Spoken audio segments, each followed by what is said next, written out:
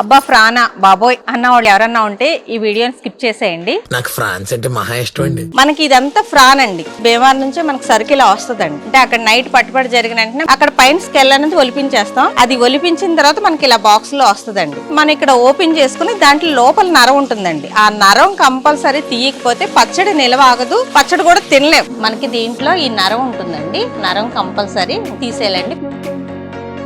Prawn ఎంత ఎక్కువ సార్లు కడిగితే అంత నీచు అవసరం మన దగ్గర ఉండదు అనమాట. ఇంత వాటర్ ఇలా వైట్ గా ఉండాలి. ఇంత వైట్ గా వచ్చే వరకు మన ఫ్రాన్ ని చాలా నీట్ గా కడుక్కోవాలండి. కడిగిన తర్వాతే మనం ప్రాసెస్ స్టార్ట్ చేయాలి.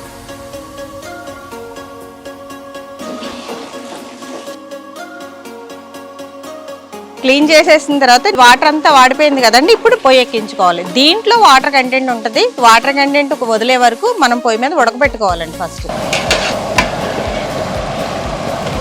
ఇదంతా కూడా ఇలా వాటర్ వచ్చే వరకు ఉంచాలండి. వాటర్ పూర్తిగా వచ్చిన తర్వాతే మనం ఉంచాలి. చూసారా, మనం వాటర్ ఏం వేయలేదు కదా, ఇదంతా ఫ్రాన్ వాటర్ అనమాట. ఈ వాటర్ అంతా వస్తేనే మనకి ఫ్రాన్ పికిల్ నిలవ ఉంటుంది. ఎందుకంటే ఆ వాటర్తో చేస్తే ఫ్రాన్ పికిల్ తొందరగా పాడైపోతుంది.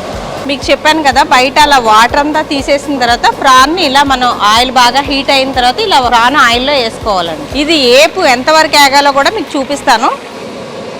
ఓకేనండి, ఇలా వచ్చింది. ఇంకా కొంచెం సేపు అంటే ఫ్రాన్ దగ్గరికి అయిపోయిందని లెక్క, అయిపోతుందండి. ఫ్రాన్ రెడీ అవుతుంది. సో ఇంకొక కొంచెం సేపు ఉంటే తీసేయచ్చు. ఓకే అండి, ఫ్రాన్ రెడీ అయిపోయింది. మనకి ఇలా రెడీ అయిపోయిన తర్వాత మనం తీసేసుకోవడమేనండి. చూసారు కదా, సో ఇలా పికిల్ తయారు చేసుకుంటే 3 నెలల నుంచి 5 నెలల వరకు నిల్వ ఉంటుందండి.